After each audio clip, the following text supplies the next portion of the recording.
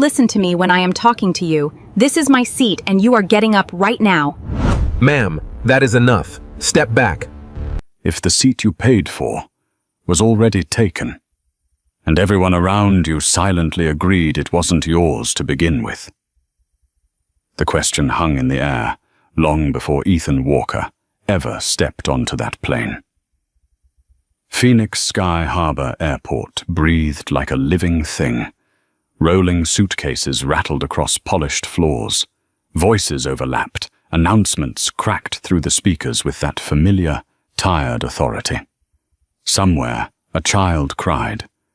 Somewhere else, a man argued into his phone like the world owed him something. Ethan moved through it all without rushing. 41 years old, average height, grey polo, dark jeans. Nothing about him demanded attention. Nothing about him warned anyone to look twice. But there was something in the way he walked, measured, controlled, like a man who had spent too many years proving he belonged in rooms that never expected him. His phone buzzed again. He didn't check it, not after a week like this. Board meetings that stretched past midnight, investors asking for more, engineers needing answers. A company worth billions balanced on decisions no one else wanted to make. Ethan had carried it all without letting it show. He always did. He paused near a terminal window. Planes taxied under the Arizona sun, heat rippling off the runway like something alive. For a moment, he just stood there, breathing, letting the noise fade into something distant. He didn't need luxury. He needed silence. A window seat. A few hours where nobody expected anything from him. No titles, no negotiations. Just distance between him and the noise. That seat meant something, not because of the price, but because of what it took to earn it. Ethan adjusted his grip on his worn leather carry-on and kept walking. Inside the Delta Sky Lounge, the world softened. Conversations dropped to murmurs. Glasses clinked gently. The chaos outside felt like it belonged to someone else. Ethan grabbed a black coffee, no sugar, no cream, and sat by the window. He didn't scroll much, just headlines, numbers, noise. One article caught his eye. Another airline apologizing. Overbooking, passenger disputes, corporate statements wrapped in polished language that meant nothing. Ethan exhaled through his nose, a quiet, humorless sound. They never learn, he muttered. Not anger, not surprise, just recognition. His phone buzzed again, this time the boarding alert. He stood, finished the last sip of coffee, and straightened his jacket. No hesitation, no delay. At the gate, the energy had shifted. People crowded the boarding lanes before their groups were even called. Subtle impatience, subtle entitlement, the kind that didn't need words. That's when he noticed her. Victoria Blake, 52.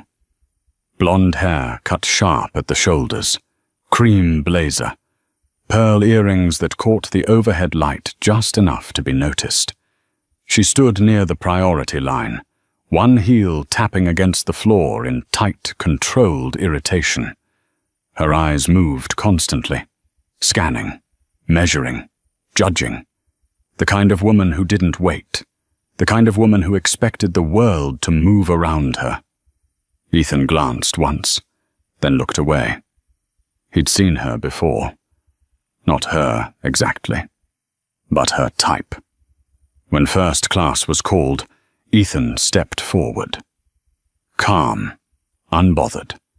He handed over his phone. The gate agent scanned it without a second look. "Have a good flight, sir." He nodded once and walked down the jet bridge. The air changed immediately. Cooler, quieter, narrow. Each step closer to the aircraft felt like stepping away from everything he carried. Row 2. Seat 2A. Window. His seat. The one thing on this flight that belonged entirely to him. Ethan stepped into the cabin, turned left, and stopped. Someone was already sitting there. Victoria Blake didn't look up right away. She sat angled slightly towards the window, one leg crossed over the other, a glass of sparkling water resting lightly between her fingers. Her handbag was already tucked neatly beside the seat, like it had always belonged there. Everything about her posture said, settled, final, untouchable. Ethan stood in the aisle, still holding the strap of his carry-on, his body blocking the slow flow of passengers behind him. For a second, no one spoke. The hum of the cabin filled the space. Soft, controlled. But underneath it, something tightened, like a wire pulled too far. Then Victoria glanced up. Her eyes moved over him quickly. Shoes, jeans, polo, no recognition, no hesitation. Just a brief, dismissive assessment before her attention drifted back to her phone. Ethan inhaled once. Slow. "Excuse me," he said, voice even, controlled. "I think you might be in my seat."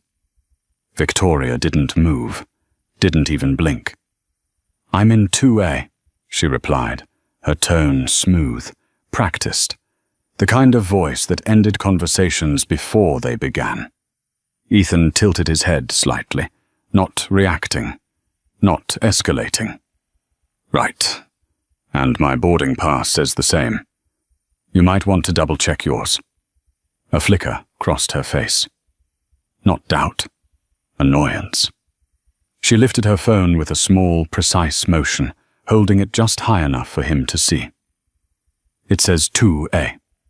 Right here." Her voice rose just enough to carry. A man in the aisle behind Ethan shifted, trying to lean around him. Another passenger slowed down, pretending to adjust her bag while watching. Ethan stepped closer, careful not to invade, but close enough to read the screen. 3C, clear as daylight. He let the silence sit there for a beat. "That says 3C, he said quietly. "Middle seat." Victoria let out a soft laugh. Short, controlled, the kind meant to embarrass. "No," she said, shaking her head like he'd just made a simple mistake. "I always sit in 2A. The word always hung in the air like it carried weight. Like the seat belonged to her, beyond the system, beyond the ticket, beyond the rules. Ethan straightened slightly. Seats don't remember people, he thought. Systems do, and systems don't care who you are. "I understand," he said, still calm, still measured. "But today, it's assigned to me." Her expression hardened. Not dramatically.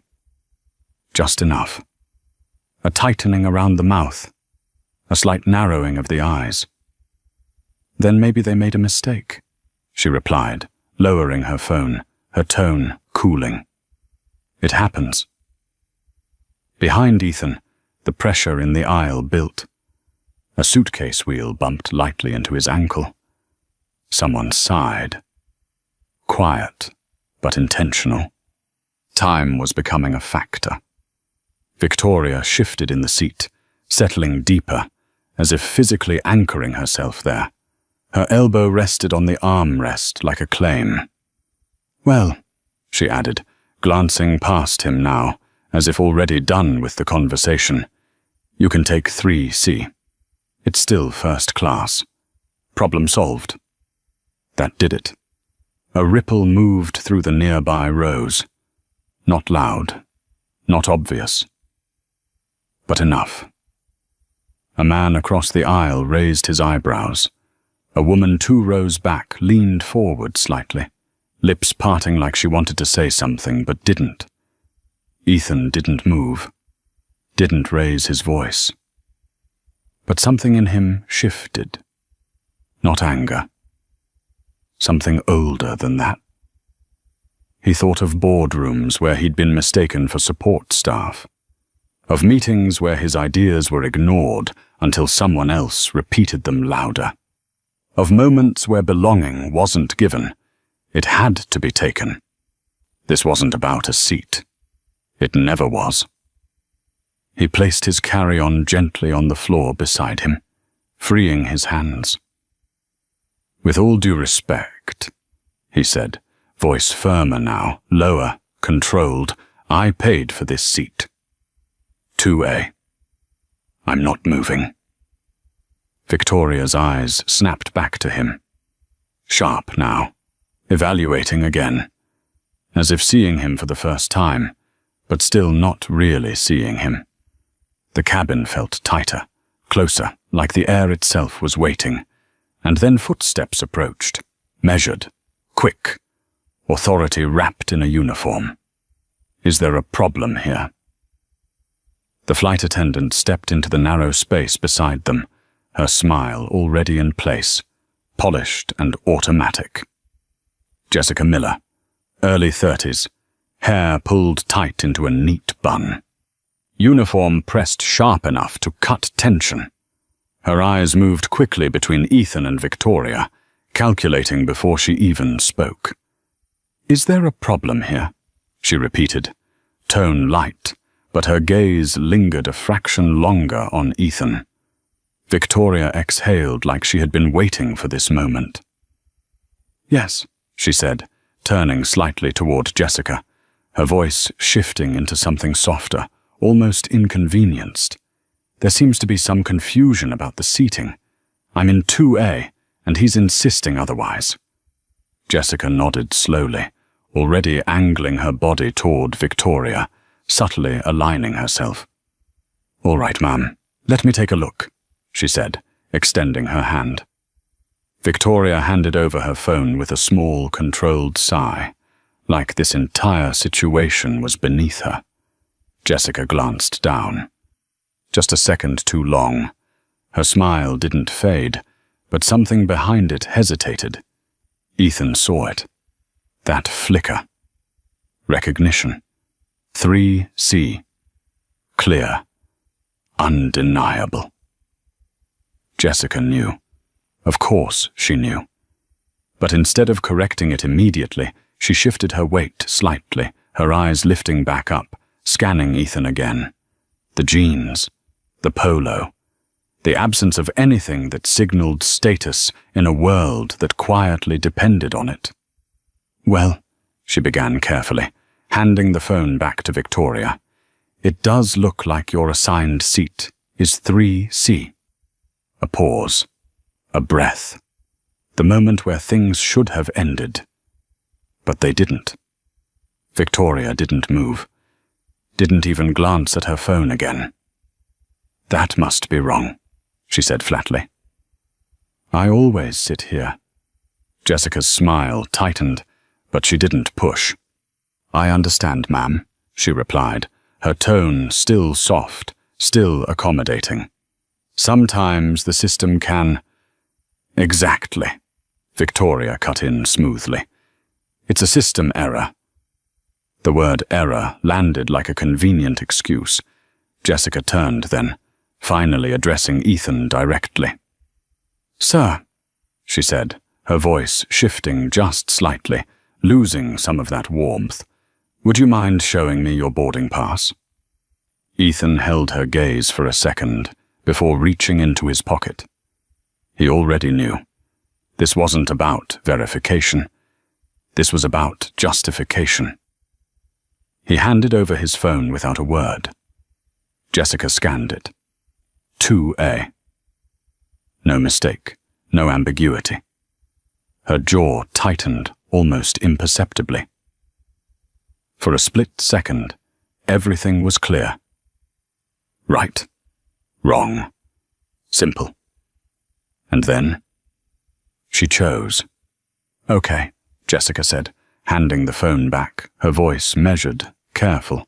"I do see that you're assigned to 2A. Another pause. Passengers nearby leaned in, pretending not to. The cabin had gone quiet in that particular way, the kind where people weren't just listening, they were waiting. Jessica inhaled lightly. "But to avoid any delay with boarding," she continued, her tone shifting into something more practical, more managerial, "would you be willing to take another seat? We do have a few open options in first class." There it was. Not a question, a suggestion dressed as one. Ethan didn't respond immediately. Behind him, someone shifted impatiently. A suitcase zipper scraped against metal. The pressure to move, to resolve, to not be the problem, it filled the space like heat. Victoria relaxed back into the seat, the corner of her mouth lifting just enough to be noticed. She had already won. In her mind, at least. Ethan looked at Jessica. Really looked at her. At the way she avoided direct eye contact now. At the way her shoulders angled slightly away from him. At the subtle urgency in her tone that wasn't about fairness, but convenience. "Let me understand," he said slowly, his voice calm but carrying, cutting clean through the silence. "You're asking me to give up my seat because she refuses to sit in hers." Jessica blinked. "That's not exactly." "That's exactly what it is," Ethan said, not raising his voice but tightening it, sharpening it. The words landed heavier this time. Across the aisle, a man lowered his newspaper. A woman, 2 rows back, stopped mid-scroll on her phone. The air shifted. Jessica's smile faded just a fraction. "Sir," she said, more firmly now, "we're just trying to keep things moving smoothly for everyone." Everyone, not him, everyone else. Ethan felt it settle. Clear now. This wasn't a misunderstanding. This was a decision, and he knew exactly what came next. Ethan didn't move. Not a step. Not an inch. The aisle behind him tightened as another passenger tried to squeeze past, then gave up. The quiet hum of the cabin shifted into something sharper, more focused. Eyes were no longer pretending not to watch. Jessica's smile was gone now. "Sir," she said again, a little firmer, a little less patient. "We need to resolve this so we can finish boarding." Resolve. The word sounded clean, professional. But what it really meant was simple. Move. Ethan let that sit. He looked past her, down the aisle, at the other first-class seats. Empty ones, available ones. Seats no one was being asked to give up. Seats no one else was expected to sacrifice. Then he looked back at Victoria. She hadn't moved, not even slightly. Her fingers tapped lightly against her glass, slow, rhythmic, not nervous, not uncertain, just waiting, confident that the system would bend the way it always had. Ethan had seen that before, too many times. "Let me ask you something," he said, his voice calm, steady, but carrying just enough to reach beyond Jessica. "If I were already sitting in that seat, would you be asking her to move me?" Jessica hesitated, a fraction of a second, but it was enough. "That's not the situation," she replied quickly, too quickly. "No," Ethan said, tilting his head slightly. "It's not. But the answer matters." Silence. Behind him, a man cleared his throat, shifting his weight. Another voice, lower, impatient, whispered, "Come on, we're holding everyone up." There it was, the pressure, not loud, not direct, but constant. Jessica exhaled through her nose, her patience thinning. "Sir, we have policies in place to handle seating conflicts," she said, her tone now clipped, rehearsed. And right now, the priority is getting this flight out on time. Priority. The word landed heavier than she intended. Ethan nodded slowly, like he understood. But his eyes didn't soften. So time matters more than what's right, he said. Jessica's jaw tightened. That's not what I said. It's exactly what you said.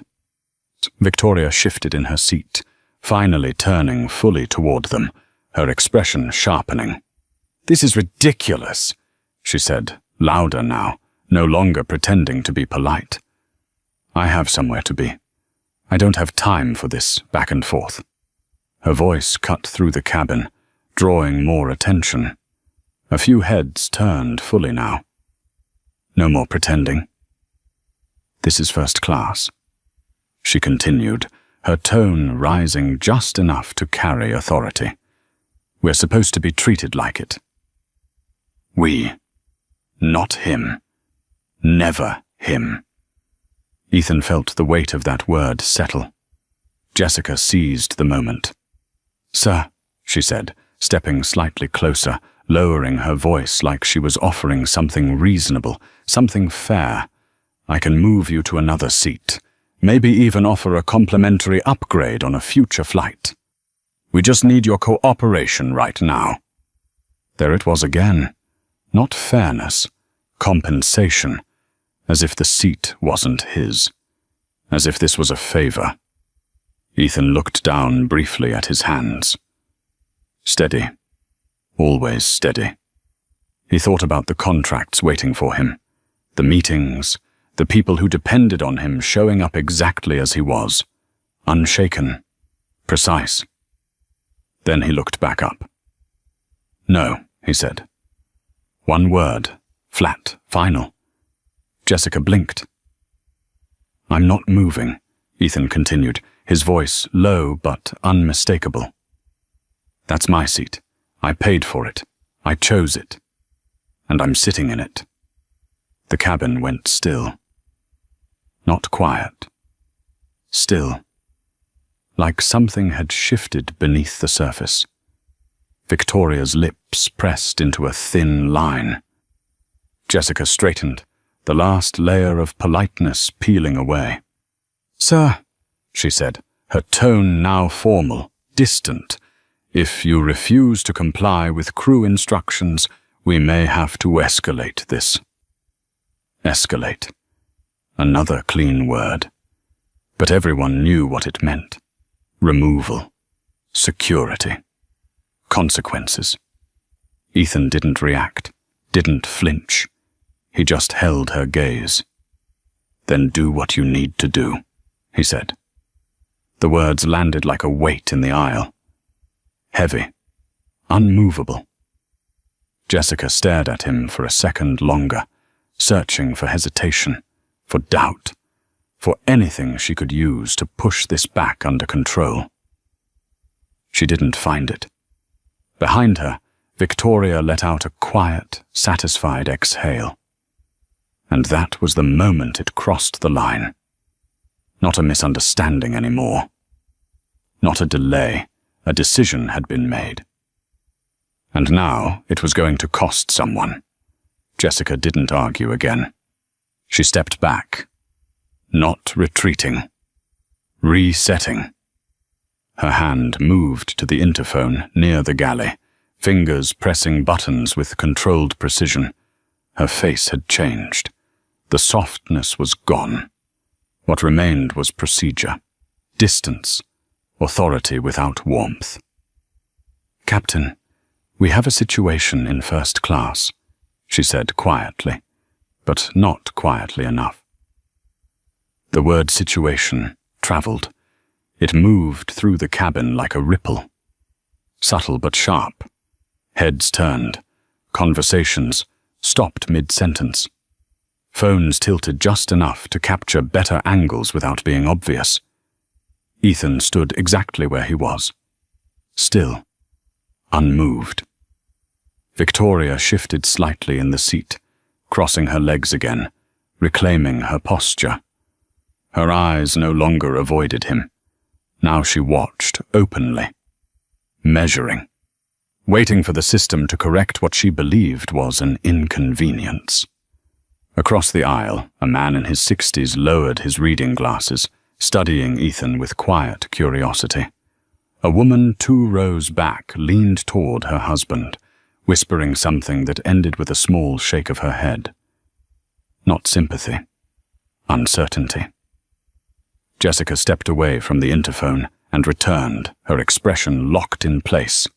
"He's on his way," she said. Not to Ethan, to the situation. Seconds stretched, the kind that felt longer than they were. Then footsteps, measured, heavy, unhurried. Captain Daniel Harris entered the cabin like he belonged to every inch of it. 55, silver at the temples, posture straight, shoulders squared from decades of command. His presence shifted the air immediately. Conversations died, movement slowed. Authority didn't need to announce itself. It walked in. "What seems to be the issue?" he asked, his voice calm, controlled but carrying weight. Jessica spoke first. "Passenger refusing to relocate from a seating conflict, sir," she said. Precise, neutral. Clean language. No bias, no context. Ethan noticed that. Of course he did. Captain Harris turned his attention to Ethan. A quick scan. Shoes, jeans, polo. Assessment made in seconds.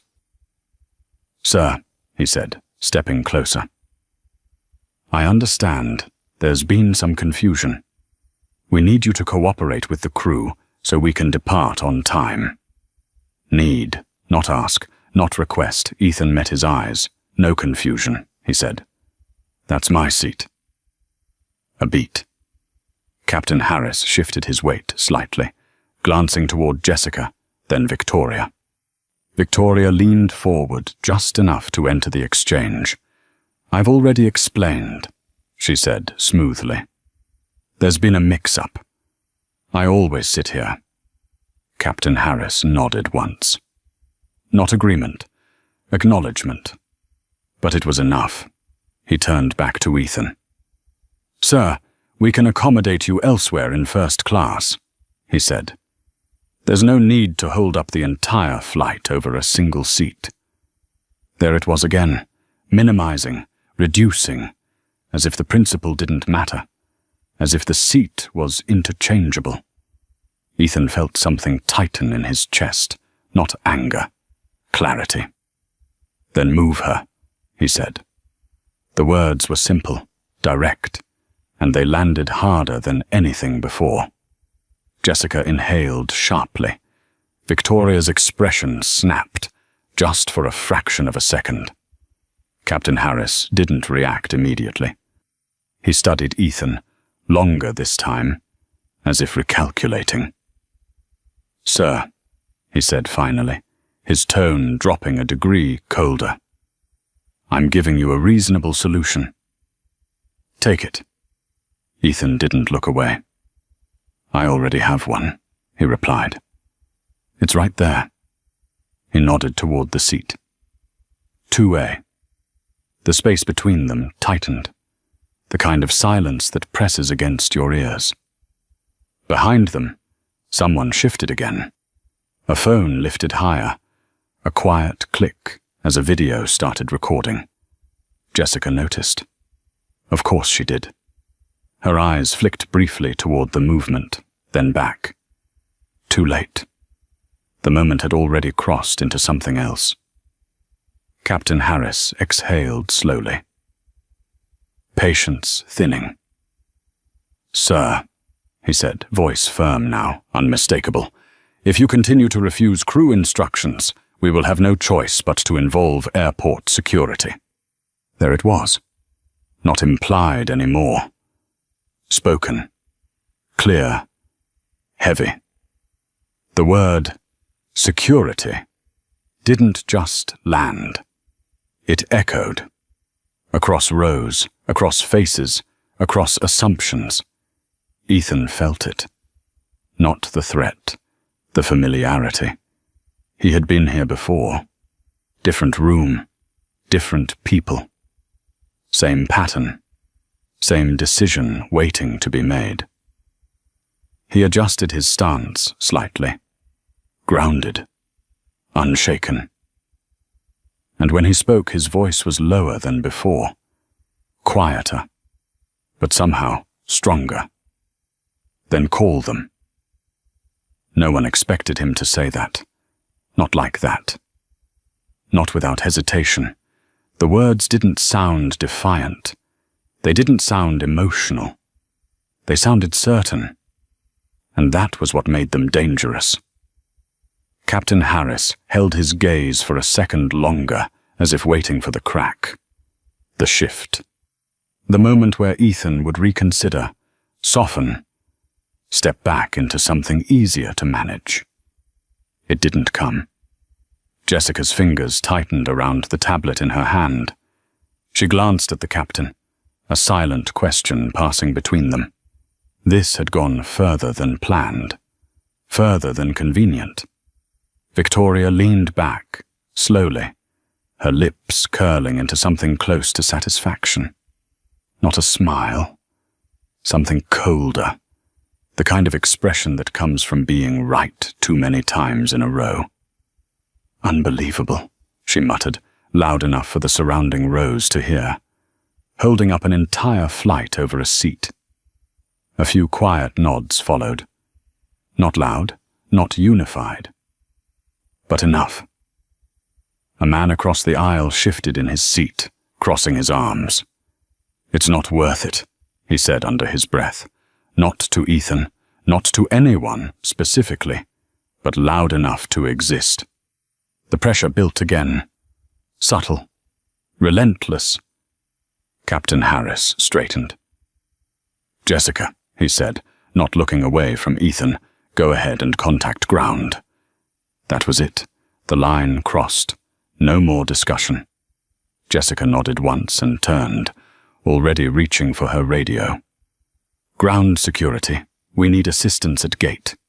Her voice faded slightly as she stepped toward the galley, but the meaning stayed behind. Security was coming. The cabin shifted again. Phones rose higher now. No more pretending. No more subtlety. A woman in the second row angled her screen directly toward Ethan. A younger man near the aisle leaned forward, elbows on his knees, watching like this was something he'd tell people about later. Victoria adjusted her jacket, smoothing it down like she was preparing for something formal. Something expected. Ethan noticed everything, every glance, every shift, every quiet agreement that didn't need words. He let it all settle. Then he reached into his pocket. Slow, deliberate. No sudden movements, no urgency. Just control. His phone came out, screen already lit from earlier notifications. Missed calls, messages, names that carried weight in other rooms, other conversations, other worlds. None of that mattered here, not yet. He scrolled once, stopped, tapped, raised the phone to his ear. No one spoke. Even the low hum of the cabin felt like it had pulled back. "Yeah," Ethan said, his voice calm, level, almost casual. "I need you to get someone from Executive Ops on the line." A pause. His eyes lifted, moving briefly across Jessica, then the captain. "Now," he added. Not louder, just sharper. On the other end, a voice responded, too faint to make out, but immediate. Ethan listened for a second, then spoke again. "Flight from Phoenix to Dallas. Boarding. We've got a situation." He didn't elaborate, didn't explain, didn't need to. His tone did all of that for him. Captain Harris watched him closely now. Something had shifted. Not visibly, but enough. Jessica returned from the galley, her radio clipped back into place. "They're on their way," she said. Then she noticed the phone. The call. The tone. Her eyes narrowed slightly. "Sir, you need to end that call," she said, stepping closer. "You're not allowed to make." Ethan raised a finger. Not aggressive, not dismissive, just enough to stop the sentence. And it worked. Jessica froze. For half a second. But half a second was all it took. Ethan turned slightly, giving his shoulder to the aisle, his voice dropping just enough to make the words harder to catch. "I want names," he said into the phone. "Everyone involved." Another pause. A response. Ethan nodded once. "Good." He pulled the phone away slowly, ended the call, then slipped it back into his pocket like nothing had happened, like none of this mattered. But the air had changed. Completely. Captain Harris felt it. He didn't know what exactly had just shifted, but something had. And for the first time since he stepped into that aisle, he wasn't entirely in control anymore. The footsteps came faster this time. Not measured like the captain's, not polished like the crew. These were heavier. Direct, purpose-driven. 2 airport security officers appeared at the entrance of the cabin, their presence cutting through the air like a blade. Dark uniforms, utility belts, eyes trained to assess before speaking. Everything stopped. Conversations, movements, even the quiet judgment that had been floating through the rows. Now it had a center. "Ethan." "Sir," the lead officer said, stepping forward, his voice calm but firm. "We've been informed there's a situation." Captain Harris turned slightly, relieved to hand it off. "Passenger refusing to comply with crew instructions," he said, tone clipped, efficient. "We need him removed so we can proceed with departure." Removed. The word landed harder this time. Not theoretical anymore.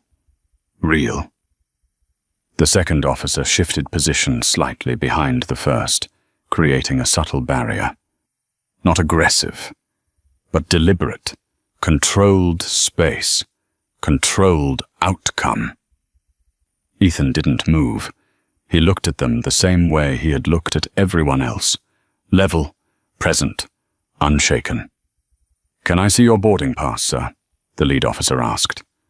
Ethan nodded once and handed over his phone. No resistance, no hesitation. The officer studied it carefully. 2A. He glanced up, then toward Jessica, then Victoria. Something didn't align. "What's the issue?" the officer asked, this time not assuming. Jessica stepped in quickly. "There's been a seating conflict," she said, her voice tight, controlled. "We've offered alternative accommodations, but he's refusing to cooperate." Carefully worded, clean, but incomplete. The officer's eyes returned to Ethan. "Sir." Ethan took a breath. Slow. Measured. "I paid for that seat," he said. "She didn't. That's the issue." Simple. No performance. No emotion layered over it. Just fact. The officer looked at Victoria. She held his gaze without flinching.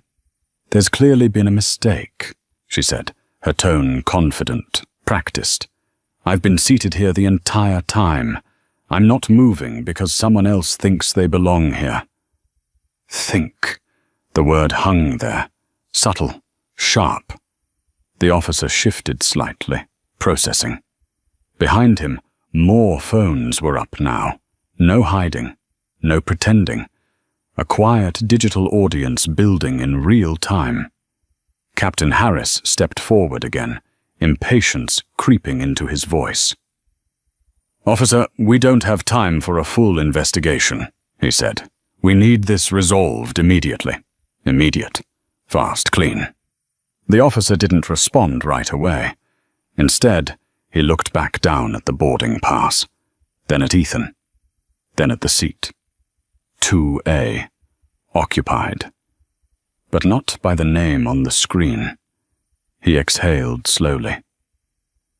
"We can verify this at the gate," he said finally, his tone neutral. "Sir, I'm going to need you to step off the aircraft with us so we can sort this out properly." There it was.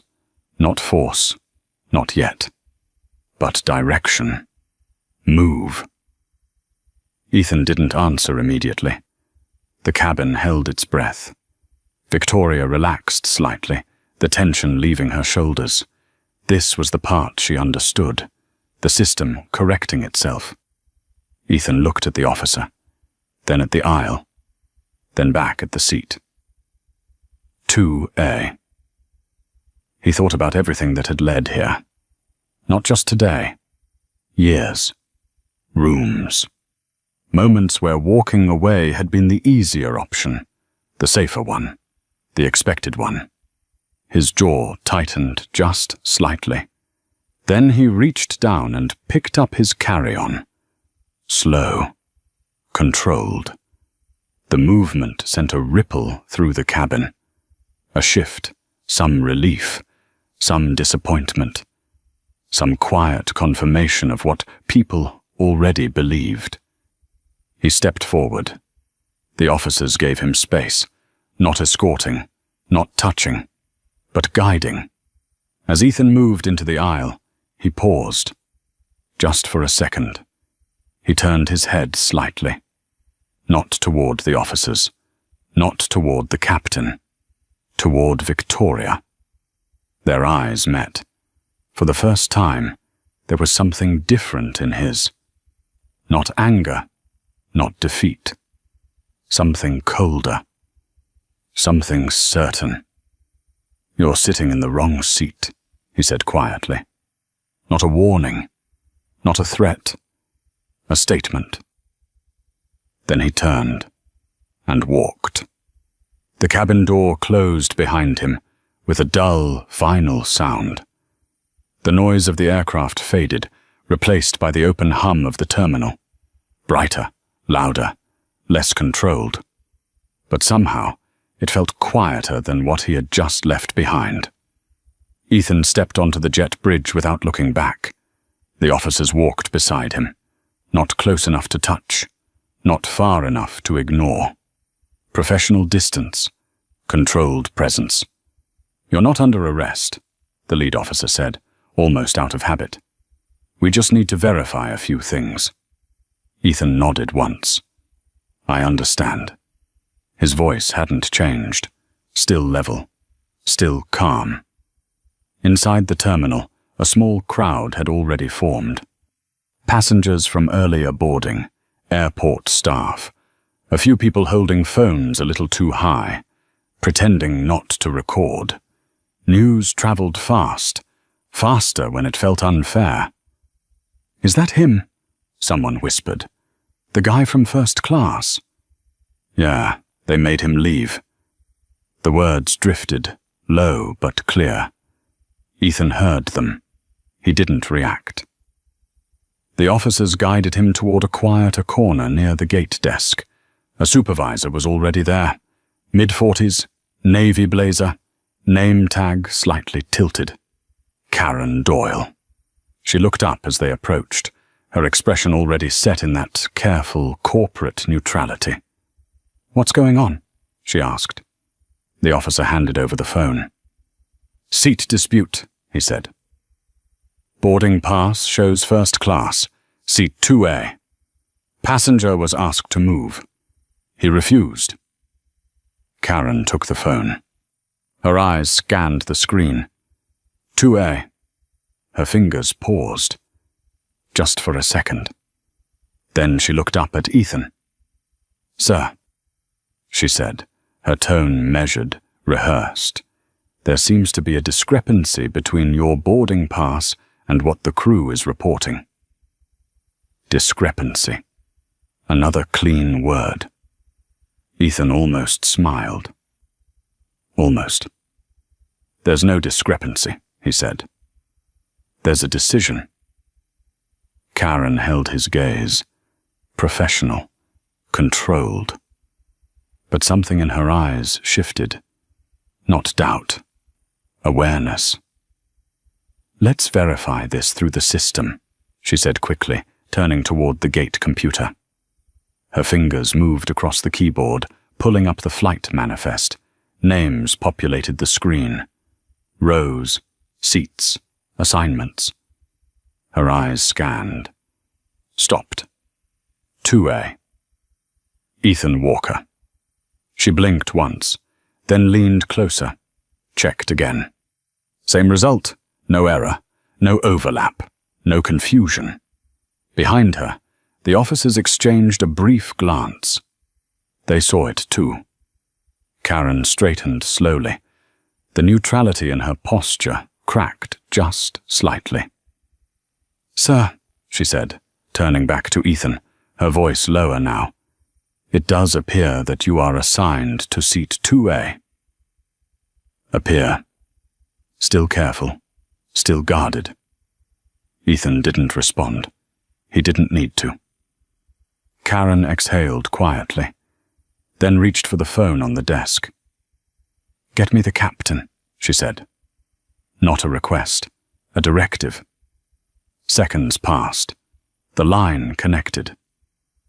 "Yes, Captain Harris," she said, her tone shifting instantly. Tighter. More precise. "We have a confirmed seat assignment here. Passenger Ethan Walker is ticketed for 2A. A pause. She listened. Her expression changed. Subtle, but visible. "No," she said, firmer now. "There's no system error. The seat is his." Another pause. Longer. Whatever was being said on the other end, it wasn't simple. Karen glanced at Ethan, then turned slightly away. "Then you need to correct it," she said quietly. Silence. Then she pulled the phone away, ended the call. The air around them shifted again. Different this time. Sharper. More focused. The officers stood straighter. The crowd leaned in, closer. Something was happening. Ethan reached into his pocket. Not rushed. Not reactive. He pulled out his phone again, checked the screen. 3 missed calls. 1 new message. He opened it. Read it once. No expression. Then locked the phone. Karen watched him now. Carefully. "You said there was a decision," she said. Ethan looked at her. For the first time, there was something behind his calm. Not anger, not frustration, authority. "They made one," he said. "Now it's my turn." And somewhere back on that aircraft, everything was about to change. Back on the aircraft, the atmosphere had shifted, but no one could quite explain why. It wasn't louder. It wasn't chaotic. It was tighter. Like something invisible had entered the cabin and taken a seat no one could see. Jessica stood near the galley, her tablet held a little too firmly in her hands. She kept glancing toward the front, toward seat 2A, then back toward the door. Waiting. For what, she didn't know. Victoria, however, looked completely at ease. She adjusted the cuff of her blazer, lifted her glass again, and took a slow sip like the situation had already resolved itself. Around her, a few passengers had settled back into their seats, but their eyes still drifted forward, drawn to the empty space Ethan had left behind. Seat 2A occupied, but not claimed. Captain Harris stood near the cockpit entrance, arms crossed, his expression unreadable. On the surface, everything was under control. Boarding had paused. The disruption had been removed. Procedure had been followed. But something didn't sit right, not yet. A chime broke the silence. Sharp, immediate. The interphone, Jessica flinched slightly, then reached for it. "Jessica speaking," she said. She listened. Her posture changed. Subtle, but unmistakable. Yes, he was removed, she replied, glancing toward the captain. We're preparing for departure. Another pause. Longer this time. Her fingers tightened around the receiver. I understand, she said, slower now. Then she turned. Captain, she called, her voice no longer steady. You need to take this. Harris frowned, stepping forward. What is it? Just take it. He took the receiver. Captain Harris. Silence. Then his expression shifted. Not dramatically, but enough. His shoulders stiffened. His eyes narrowed slightly, focusing on something far beyond the cabin. Yes, sir, he said. Not to a passenger, not to staff, to someone above him. Higher. The word carried weight, the kind that changed outcomes. Passengers noticed. Of course they did. A man in row 3 leaned forward. A woman near the aisle lowered her phone just enough to watch more closely. Even Victoria's hand paused mid-air, glass hovering inches from her lips. Harris listened. Longer now. Then spoke again. No, sir. We were informed there was a seating conflict, and... He stopped. Cut off. His jaw tightened. Yes, sir. Understood. Another pause, short, final. When he lowered the receiver, the cabin felt different. Not tense, not uncertain. Directed. He turned immediately. Jessica, he said, his voice sharp now, stripped of all earlier patience. Where is the passenger currently? Jessica blinked. At the gate, with security. Get him back on this aircraft. The words landed like a crack through glass. No room for interpretation. No room for delay. Jessica froze. But the situation was already. Now, Harris said, louder, cutting her off, and clear seat 2A. Silence. Complete. Total. Every eye in first class was now fully locked on the exchange. Victoria's expression faltered, just slightly. Excuse me, she said, her voice no longer smooth, no longer controlled. What do you mean, clear seat 2A? Harris turned to her, and for the first time since he stepped into this situation, he didn't accommodate. He didn't soften. Ma'am, he said, his tone formal, distant, final. You need to gather your belongings and move to your assigned seat immediately. Victoria stared at him, waiting for the correction, the explanation, the reversal. It didn't come. There must be some mistake, she said, her voice tightening. I've already been seated. You were never assigned this seat, Harris replied. Flat, cold, irreversible. Jessica stood, frozen, her mind racing, trying to catch up to a reality that had just shifted under her feet. What changed? She whispered. Harris didn't answer right away. He looked toward the door, toward the jet bridge, toward the man who was no longer there. Then back at Jessica, and when he spoke, his voice was lower, controlled, but edged with something new. You have no idea who that passenger is. And neither did anyone else. Not yet. Ethan stepped back onto the aircraft, like nothing had happened. No rush. No anger. No need to prove anything.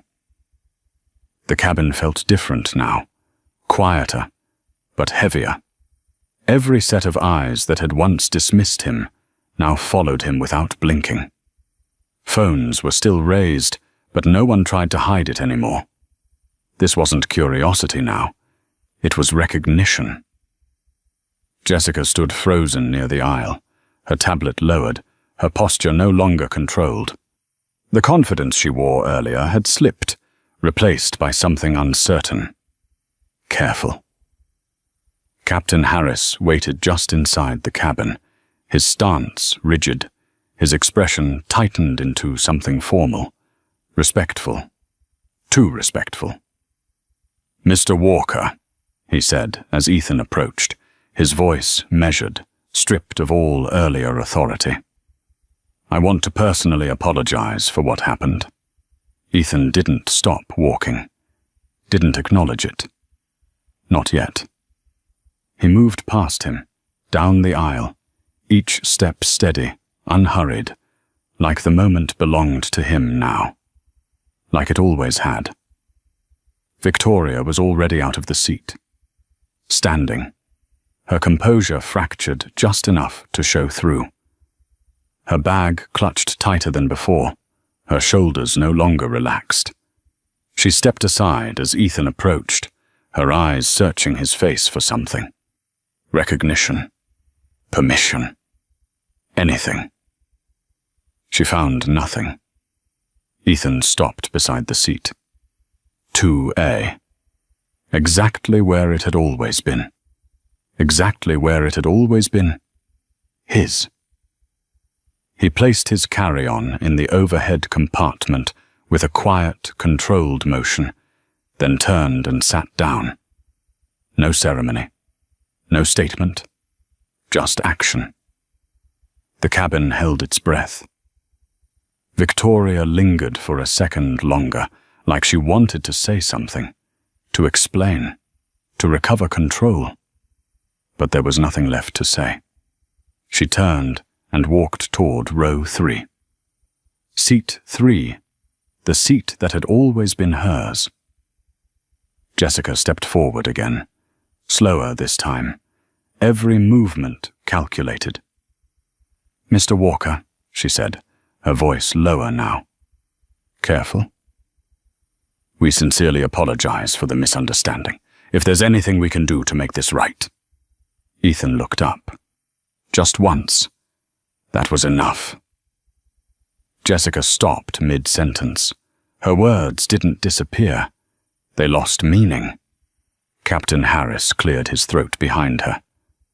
"The executive team has been notified," he added, his tone precise. "They are fully aware of the situation." Ethan leaned back slightly in his seat. Finally. Still calm, still consoled, but now there was no mistaking it. Power didn't need to raise its voice. It didn't need to explain itself. It just shifted the room. "I'm sure they are," Ethan said. Simple, flat, final. Silence followed. Not empty. Full. Every passenger felt it. The weight of what had just happened. The realization settling in layers, assumptions collapsing quietly, one by one. Across the aisle, the older man with the reading glasses slowly folded them and set them down. His expression had changed.